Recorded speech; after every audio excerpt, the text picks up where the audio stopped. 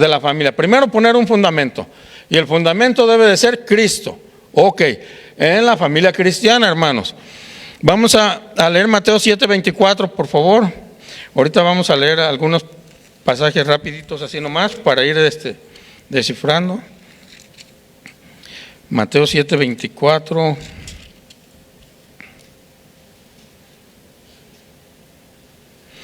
Amén. Ya lo tienen, el que no, mire, ya está ahí en la pantalla.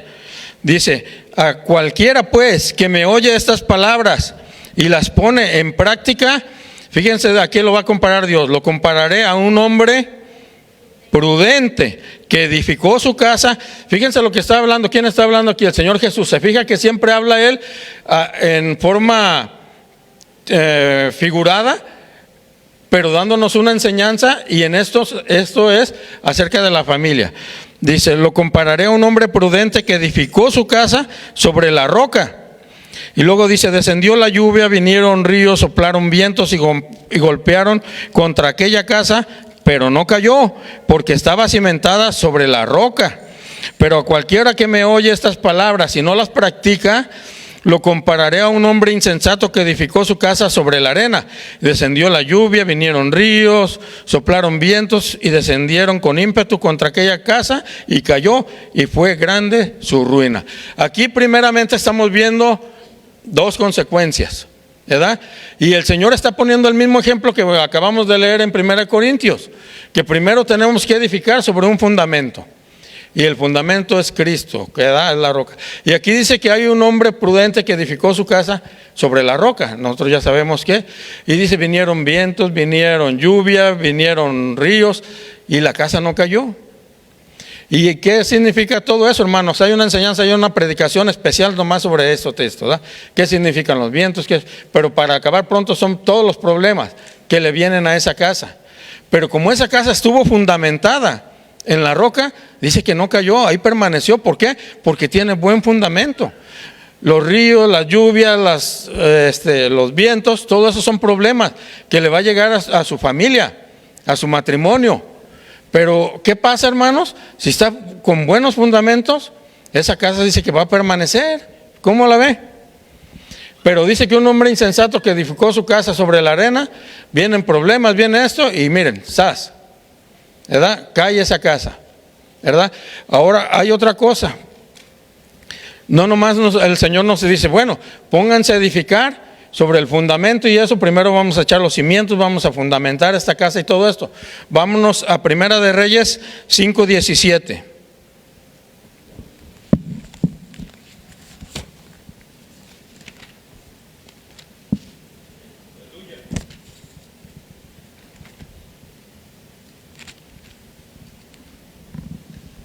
Dice la palabra de Dios, dice, y el rey mandó que trajeran piedras grandes, y dice mi versión costosas, pero otra versión dice de la mejor calidad, para los cimientos de la casa, y piedras labradas.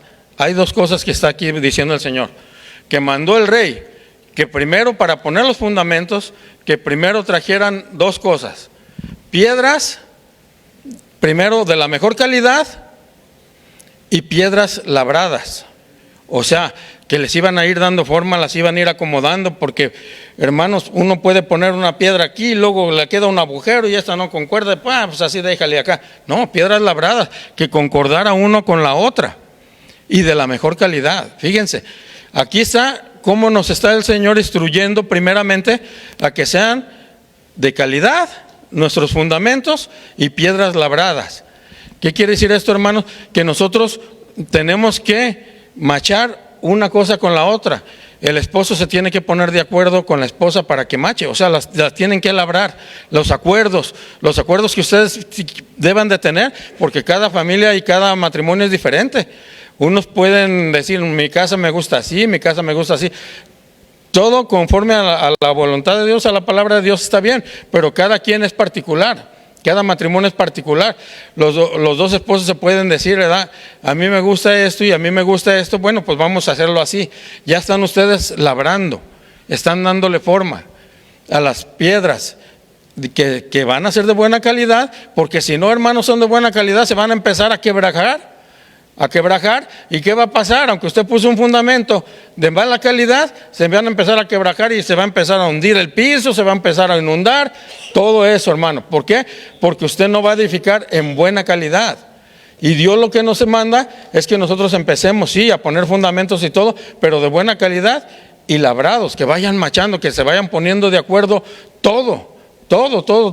Si no, ¿quién conoce Machu Picchu? Son unas ruinas en Perú. ¿Sí han visto? ¿Sí han oído? No sé si me le pongan ahí o si no, pues bueno. Pero en Machu Picchu hay unas ruinas, hermanos, que todavía permanecen hasta nuestros tiempos de nosotros. Y si ustedes ven las ruinas de Machu Picchu, hermanos, sus paredes son unas rocas grandototas y luego es como un rompecabezas. Una piedra va con la otra bien armadita y bien labradita, hermanos, a tal punto tan perfecta está que usted no puede meter una hoja entre una piedra y otra, no cabe una hoja.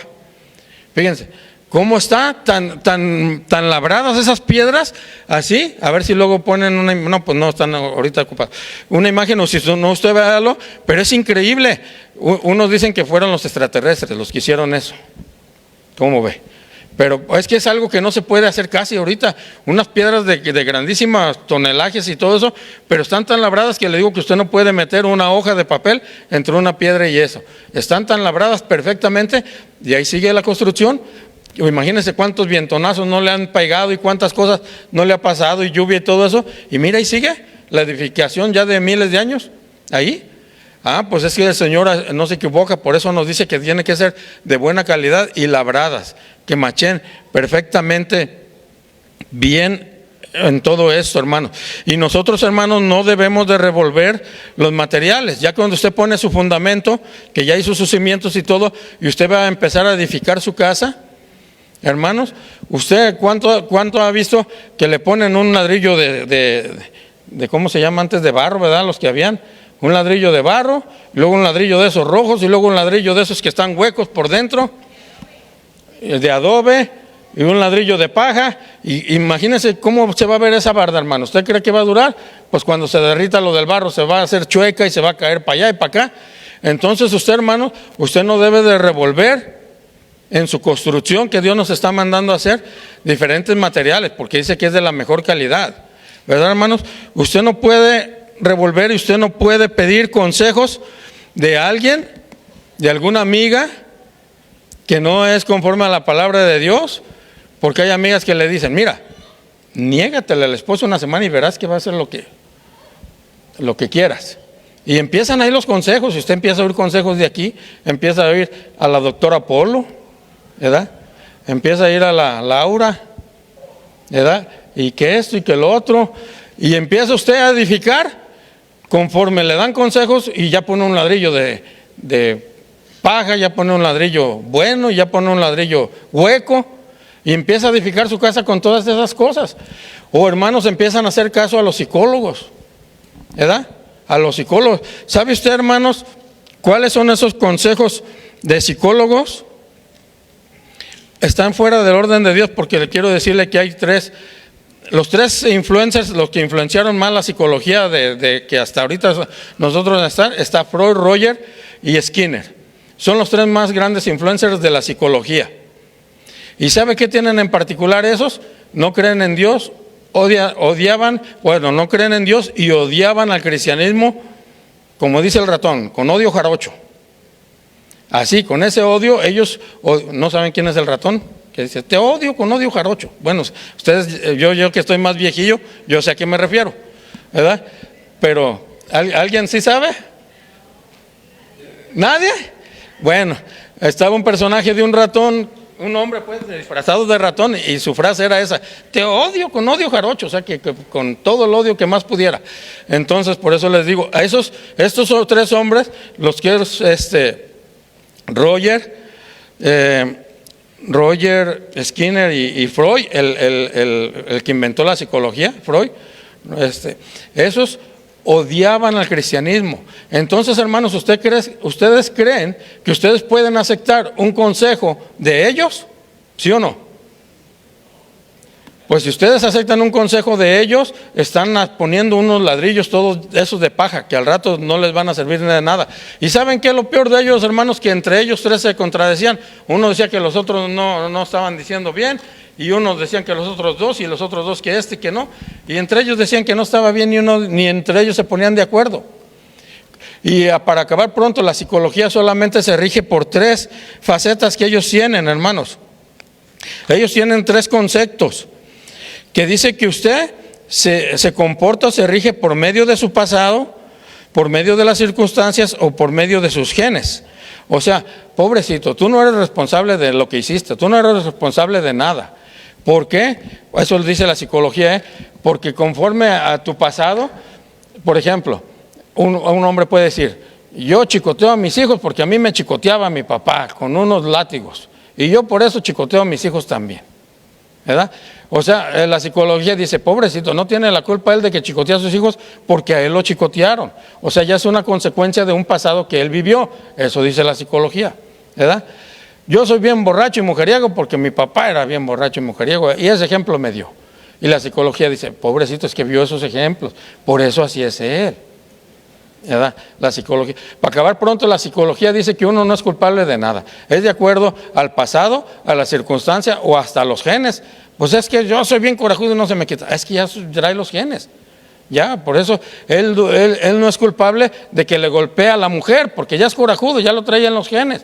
Eso dice la psicología. Pero en Primera de Pedro, la palabra de Dios nos dice que fuiste rescatado de vuestra vana manera de vivir. O sea que eso sí se quita, hermanos. Eso no tenemos acá, conforme a la ley de Dios, a la palabra de Dios, nosotros no tenemos que decir eso. No hay excusa para nosotros. Usted no va a tener excusa en la palabra de Dios para pegarle a su mujer.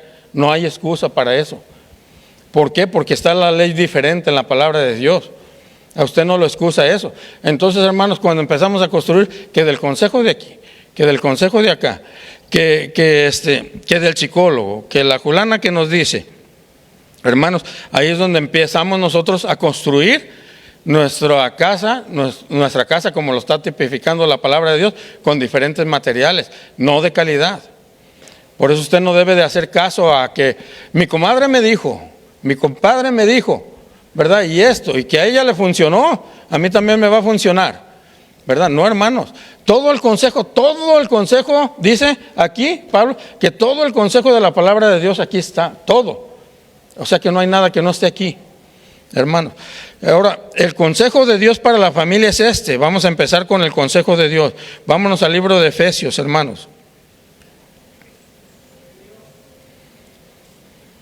Aquí es donde empieza ya a darnos el consejo. Primero nos dio el Señor, estamos dando una repasadita, nomás así, una base nomás, porque los hermanos van a tener mucha parque para ir explicando todas esas cosas, porque ahorita no estamos viendo, como les digo, nosotros tenemos compromisos, responsabilidades, obligaciones, y no estamos entrando en eso. Quizás algún hermano entre a decir, los hijos tienen estas responsabilidades y tienen estos privilegios, los padres, las esposas. Ahí no hemos entrado, nomás digo las bases que existen en la palabra de Dios. Nosotros nos regimos por estas bases. Ok, vámonos a Efesios 5, 21, 25. Dice, someteos unos a otros en el temor de Dios. Este es un texto, hermano, que ya lo hemos escuchado muchísimo, y quizá alguien entre en profundidad con esto. Pero ahorita nomás vamos a dar una pasadita, porque estamos viendo los cimientos y cómo debemos nosotros de ir construyendo. Someteos unos a otros en el temor de Dios. Las casadas estén sujetas a sus propios maridos como al Señor. Ahí no les gustan las hermanas.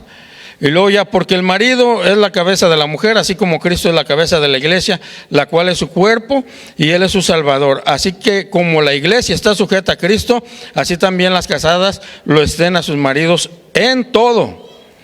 Y luego, maridos, amad a vuestras mujeres, así como Cristo amó a la iglesia y se entregó a sí mismo por ella, para santificarla, habiéndola purificado en el lavamiento del agua por la palabra. Amén. Allí empezamos a ver nosotros ahí un ejemplo de que cómo nosotros tenemos que empezar a edificar, porque acuérdense en Primera de Corintios que dijo sobre edificar, o sea que nosotros vamos a ir edificando, vamos a ir sobre edificando y edificando más y más y más en el conocimiento de Dios, en las leyes de Dios, en nuestra familia, en nuestros hijos, en todo, hermanos. Entonces, para primeramente aquí el 21 es bien importante, el que empieza, el que empezó aquí, someteos unos a otros en el Señor, en el temor del Señor. Ah, caray, pues ¿cómo que someteos unos a otros? ¿Qué nos dice? Que la esposa es la que se nos debe de someter a nosotros. Pero ¿saben qué, hermanos?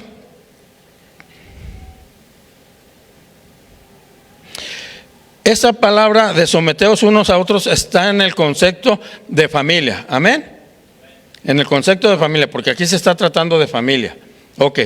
Entonces el someteos unos a otros en el temor del Señor quiere decir, hermanos, que cada quien debe de hacer en las bases, en las raíces griegas, quiere decir que cada quien debe de hacer lo que le corresponde conforme a su compromiso que usted tiene. Los padres, los hombres de cabeza, los hombres de familia tienen que hacer lo que les corresponde. Los hijos tienen que hacer lo que les corresponde y las esposas tienen que hacer lo que les corresponde. Ahí va un ejemplo.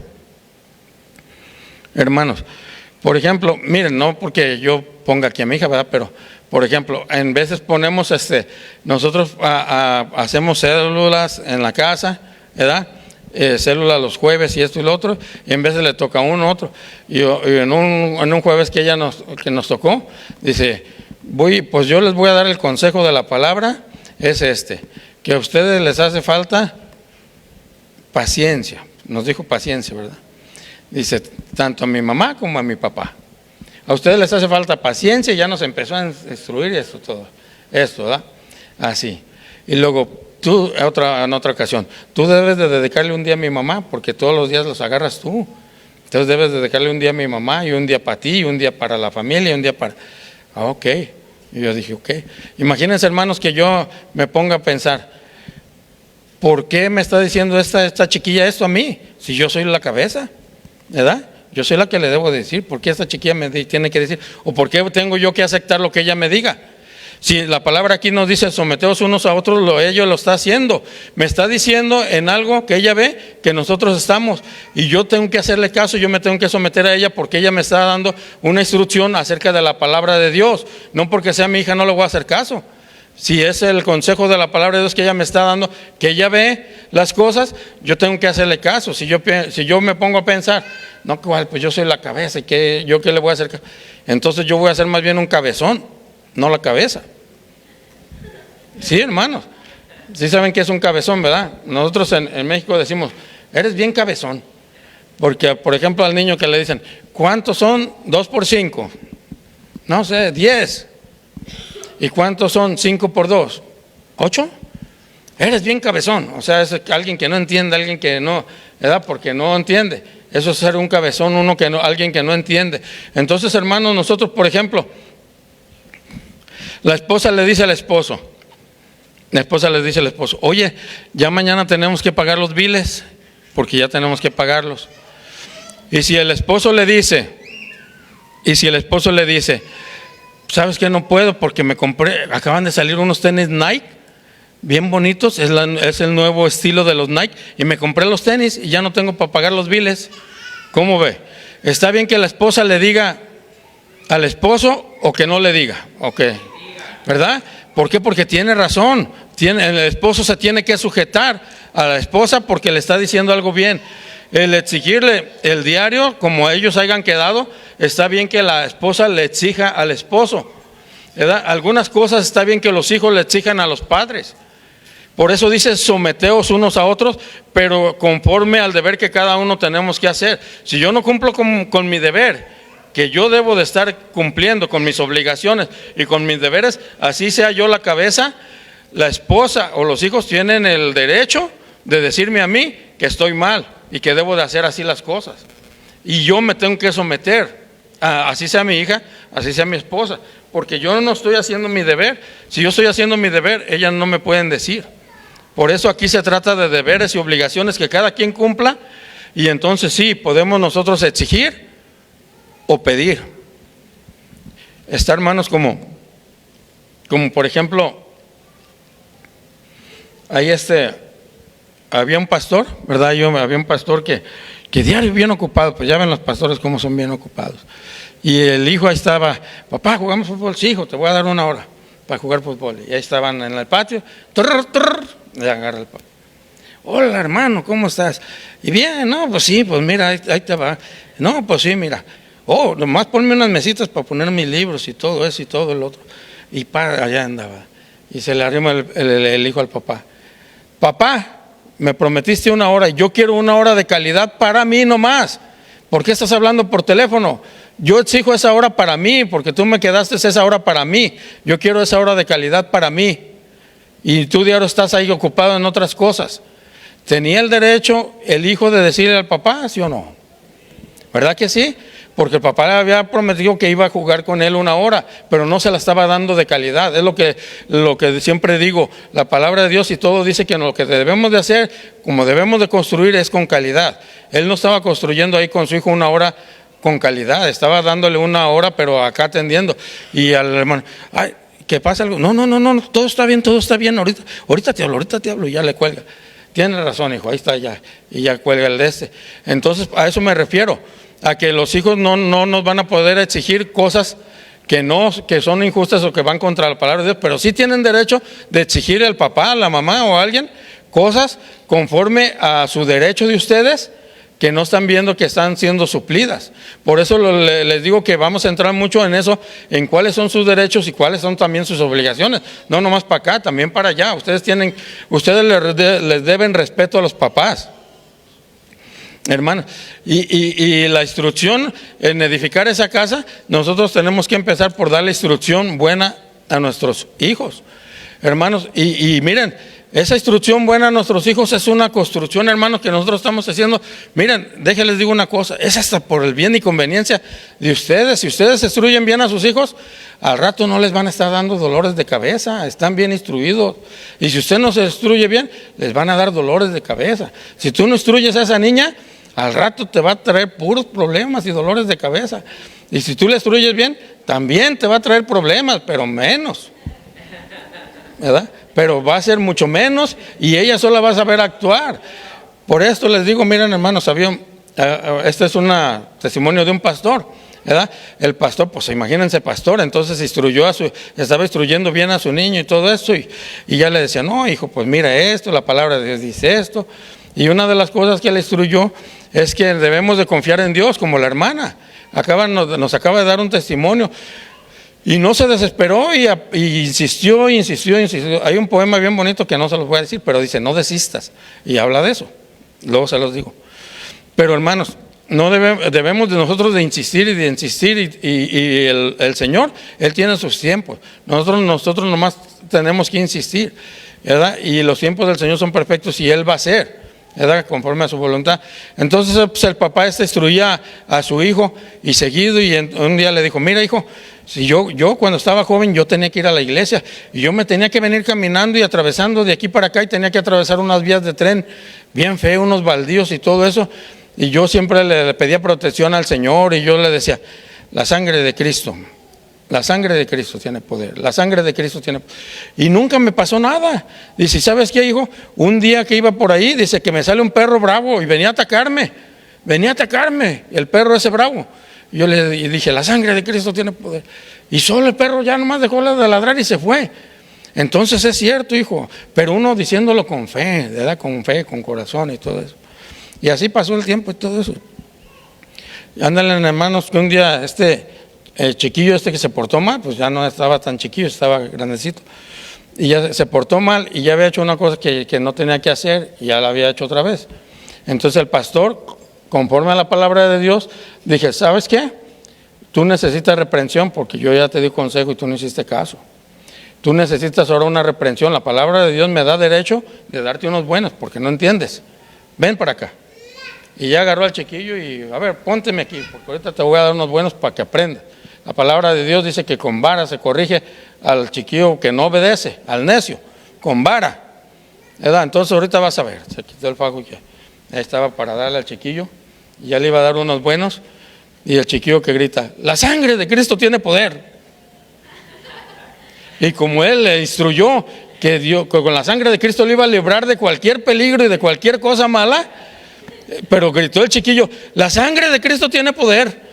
Y el papá así con el fajo, y dice, pues ahora qué le digo, pues yo le dije que si decía que confiara en el Señor, ¿verdad? Si le doy va a decir, pues no es cierto, ¿verdad? Te la voy a pasar esta vez, pero para la otra si no te vas a librar. Entonces, hermanos, es lo que le digo, mira, los chiquillos parece que no aprenden, pero sí aprenden. Y ahí están. Y dice, ¿cuáles son los? La sangre de Cristo tiene poder. Y lo libró de la chicotiza que le iba a dar el papá. Por eso le digo que la instrucción para los hijos, hermanos, no es en vano. Ellos, miren, ellos van a ir construyendo. Si usted, hermanos, mire, les voy a decir una cosa. Si usted, por ejemplo, ya hizo su hogar y usted no conocía la palabra de Dios, y usted ya hizo sus fundamentos, todos chuecos, como le digo, o en la arena, o como sea, y ahí empezó a construir con ladrillos chuecos, de aquí, de allá, y todo eso, y esa casita está toda así, trespeleque, pero luego usted ya viene al camino de Dios. Quiero decirle que nunca es tarde, hermano, no es tarde para que usted deje esa casucha que ya ahí tiene ahí, que al rato se le va a caer, o que no va a funcionar, y empiece con su esposo o su esposa a hacer nuevos fundamentos, y empezar a edificar sobre esos nuevos fundamentos. Nunca es tarde, hermanos, aunque los hijos ya estén grandes o que esto y que el otro, no es tarde. Usted si ve que su casita está chueca, que está medio así, no es tarde.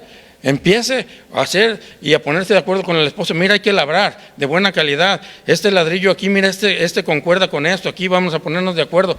Usted puede empezar a edificar, hermanos, pero ahora conforme al consejo y a la palabra de Dios. Una nueva casa, ya como Dios manda, ¿verdad? Si no ha estado funcionando como esos. Hermanos, para eso, hermanos, por ejemplo, hay mucho consejo, ¿verdad? De cómo nosotros tenemos nuestros deberes, nuestros compromisos y con qué y qué. Por ejemplo, hay unas cosas que se llama el orden de Dios. No sé si Miguel Ángel ha predicado de esto, hermanos, de la mano, ¿verdad? ¿Se acuerdan de la mano o no se acuerdan de la mano? Es el orden de Dios, ¿verdad, hermanos? Que nosotros tenemos que decir, primero, en primer lugar, ¿quién es? Dios, ¿verdad? En segundo lugar, prójimo. El prójimo quiere decir el próximo, y el próximo a nosotros es la esposa, y de la esposa siguen los hijos, y luego de los hijos siguen los papás de uno, y luego de los papás siguen los hermanos de uno, y luego la familia, así, eso es nuestro prójimo. Después, en primer lugar Dios, y luego sigue nuestro prójimo, hermanos, y luego después siguen hacer la obra de Dios. La obra de Dios está porque nosotros tenemos que venir. Ustedes hacen la obra de Dios cuando vienen a ensayar los músicos, los ministros, tienen que hacer la obra de Dios. Y luego están las obras seculares, hermanos, que tiene que agarrar tiempo para usted, tiene que agarrar tiempo para jugar al fútbol con su chiquillo, tiene que agarrar tiempo usted para ir con sus amigos. Nosotros agarramos un tiempo para ir con mi mamá los viernes, por los que no saben, agarramos ya nuestro lugar, ¿verdad? Pero, por ejemplo, no podemos agarrar el domingo para ir con mi mamá a convivir con ella, porque en primer lugar está Dios. Va a haber un lugar para convivir con ella, ¿verdad? Y el último, hermanos, estamos nosotros, ¿verdad? Estamos nosotros, es el orden de Dios. Lo malo es cuando nosotros luego volteamos las cosas y primero estoy yo. Y luego están mis amigos y la bebedera y la diversión, y ya está la iglesia. Al último ya está la familia, si me sobra dinero, ya que me emborraché, si lo que me sobró les doy de comer a la familia, y a Dios pues ni me acuerdo, en último lugar. Eso es lo malo, del orden de Dios, hermano. Nosotros tenemos que ver el orden de Dios, a ver si luego predican más bien de esto, porque tiene que ver con cada lugar. ¿Por qué les digo esto, hermanos? Porque muchas veces nosotros creemos que al estar edificando los ladrillos, alguien puede pensar que yo voy a edificar y que todo el día me la voy a pasar predicando, todo el día me la voy a pasar aquí, todo el día me la voy a pasar acá. Hermanos, sí, porque lo primero es Dios, pero la segunda, estamos nosotros brincando a la familia. Miren, había un hombre que hasta ahorita permanece todavía su legado. El fundador de World Vision, ¿sí saben qué es World Vision? ¿Verdad? Es una institución, no sé cómo llamarle, una institución o algo así, que todavía permanece hasta la fecha, que nosotros duramos, apenas nos acaban de quitar una niña, ¿verdad? Un día no se acuerdan que fueron a Massey Play, que quien adoptaba a un niño para dar cada tanto al mes, para que eso le sirviera a la niña, que le dieran educación cristiana, porque se trata de darle educación cristiana, ayudarle con su ropita, con eso, Y no, total que a nosotros nos dijeron, la niña ya cumplió, ya está grande y ya deja, ya cumplieron. Si quieren otro niño, pues qué bueno. Pero nosotros nunca dejamos, pues, ¿verdad? Entonces, ese fundador de World Vision, de los niños hermanos, hizo una buena labor, era un misionero. Primero empezó en Corea, viendo todo eso, predicando y todo eso. Y luego se fue a China, duró en China 5 años en su labor ministerial, ¿verdad? Predicando y todo eso. Y le da risa. Duró 5 años, hermanos, en su labor ministerial y todo eso.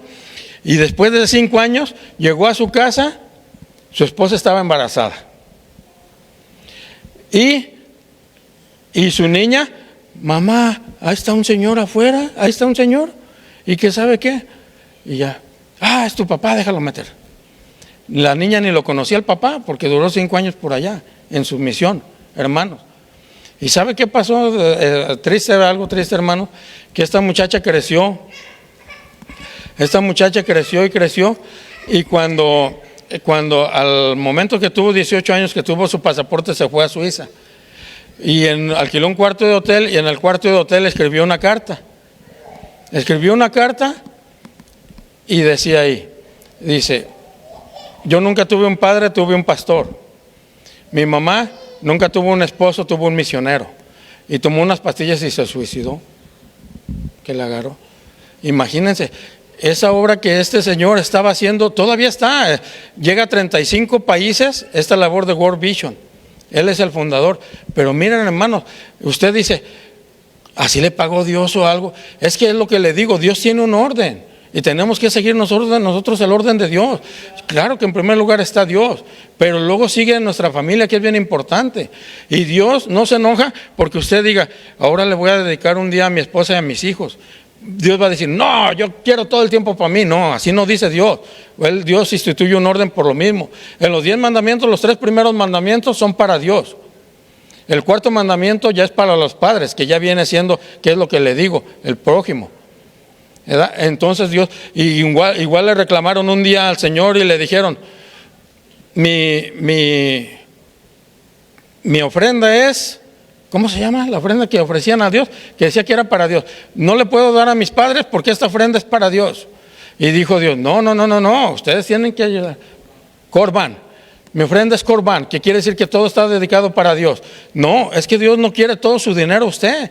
Dios quiere que usted ayude a sus padres, que usted primeramente mantenga a su familia, mantenga a su esposa, a sus hijos, ayude a sus padres, y si puede ayudar, lógico, con lo que es el diezmo, porque es un deber que nosotros adquirimos como cristianos, ¿verdad? El diezmo, las ofrendas al Señor y todo eso. Y Dios no quiere todo su dinero, no, al contrario, quiere lo de Él, pero quiere que cumpla con su casa, quiere que cumpla con ayuda a sus padres, ayuda a los hermanos. Dios quiere de todo eso, es el orden de Dios. Por eso les digo que es importante especificar bien lo que es el orden de Dios. Este hombre dedicó su vida para Dios, hermanos, pero ¿en qué se equivocó? En no seguir el orden de Dios. No le dedicó el tiempo que debe de ser para su familia. Por eso ahí vienen las cosas, cuando nos brincamos nosotros ese orden, y muchas cosas vienen las consecuencias. Por eso es lo que les digo, que es bien importante nosotros, hermanos, empezar a hacer todas estas cosas. Ahora, dentro de esto que el Señor nos está diciendo, que por ejemplo las casadas estén sujetas a sus propios maridos como al Señor. Y ahí a muchas de las cosas los hombres decimos, ya ves, tienes que estar sujeta a mí. No, pero tiene que estar sujeta, como dice ahí al principio, sometedos unos a otros en su deber que a ella les corresponde, en sus responsabilidades y compromisos que a cada quien le corresponde. Si ella hace sus deberes, usted no puede estarle diciendo nada, ni usted le puede estar diciendo nada. ¿Por qué? Porque ella está cumpliendo con sus deberes, así usted tiene que cumplir con los suyos. Y eso es lo que muchas veces los hombres malentienden eso. Tienes que estar sujetada a mí. Si ella cumple con sus deberes, no ocupa, en eso se sujeta a usted, porque está cumpliendo. Así usted tiene que estar sujetada a ella en cumplir los suyos. Usted, por darle su diario, su chivo, como se llame que le den, usted no está sujetada a ella, y en cierta manera sí está sujetada. ¿Por qué? Porque está cumpliendo con su deber, ¿verdad? Pero no quiere decir así como verlo como tipo el machismo. No, yo porque voy a estar sujetado, no, pues no, ¿verdad? Como decía la canción antigua, pero no se los voy a decir. Hay que decir una canción: yo le pego a mi mujer, soy muy hombre, y la dejo sin comer y soy muy hombre, decía la canción antigua. Era muy macho según él, pero no, eso no es conforme a la palabra de Dios. ¿Por qué? Porque no es que cumplir con sus deberes, hermanos. Entonces ahí está. Y luego la otra cosa dice: maridos, amar a vuestras mujeres así como Cristo amó a la iglesia. Y luego las mujeres dicen: pues qué fácil, a nosotros peor nos dice que les tenemos que obedecer y estar sujetadas a ustedes. Pero ya les dije que sujeción se trata, no sujeción de que estemos así, de que las mujeres, ¿y ahora qué quieres que haga? ¿Verdad? No se trata de esa sujeción, no. Ya les dije en qué se trata la sujeción, en hacer cada quien lo que le corresponde, ¿verdad? Y luego, y ya, hermanos, y luego dicen: no, ustedes qué fácil. Y luego los hombres: pues amar a nuestras mujeres, pues qué fácil es amar a nuestras mujeres. Pero es que porque, hermanos, los hombres dicen o se agarran pensando en el amor eros y dicen: pues qué fácil, pues eso me gusta, yo sí cumplo, ¿verdad? Pero ya saben que está especificado en la palabra de Dios, porque viene del griego, los tipos de amores que hay, ¿verdad? El amor eros, el que les digo que dicen los hombres: pues qué fácil, ¿verdad? Pero está el amor filios, el amor storge y el amor ágape. Pero aquí nos está especificando el Señor en qué tipo de amor debemos de amar a nuestras esposas. No está diciendo que nosotros la debemos de amar a amor filio, como si fuera nuestra hermana, nuestra amiga. Ay, mira, eres mi amiga, qué bueno, nos la llevamos bien a todo dar, qué bueno, qué padre, y todo eso. Pues eso es fácil cumplir, ¿verdad? Ay, me la llevo a comer y bien a gusto porque somos como amigos, ¿verdad? Y nos vamos a platicar y todo eso, ¿verdad? Ni el amor estorgue, hermanos, ni el amor eros. Aquí la palabra de Dios dice: amad a vuestras mujeres, y luego nos dice que de qué tipo de amor, así como Cristo amó a la iglesia y se entregó a sí mismo por ella para santificarla. Entonces nos está hablando del amor ágape. Ese mandato, hermanos, es para nosotros los esposos. No es el cualquier tipo de amor, no es el filio, como les digo, el estorque ni el eros, mucho menos se está tratando de eso. Es el amor, hermanos, el amor ágape, así como Cristo amó a la iglesia. Dios amó a la iglesia con un amor ágape. ¿Y cuál es ese amor ágape? Vamos a ver, pues vamos allá a la 1 Corintios. Ya con esto terminamos, hermano, porque no sé ya cuánto llevo, pero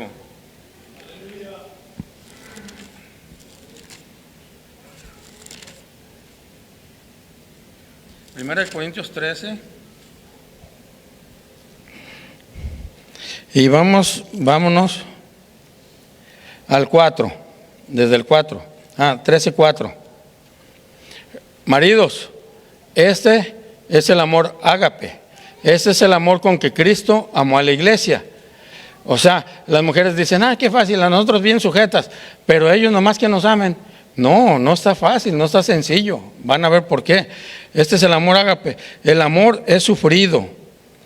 Nosotros tenemos que sufrir cuando nuestras esposas están enfermas, les duele algo, nuestros hijos les duele algo, nosotros tenemos que sufrir y no, como dicen, que les valga, no, pues cuál, nada. Nosotros tenemos que sufrir con todas las cosas malas que le pase a nuestra familia. Nosotros tenemos que sentir, tenemos que tener ese sufrimiento. Es benigno, tenemos que ser buenos, tenemos que ser justos, hermanos.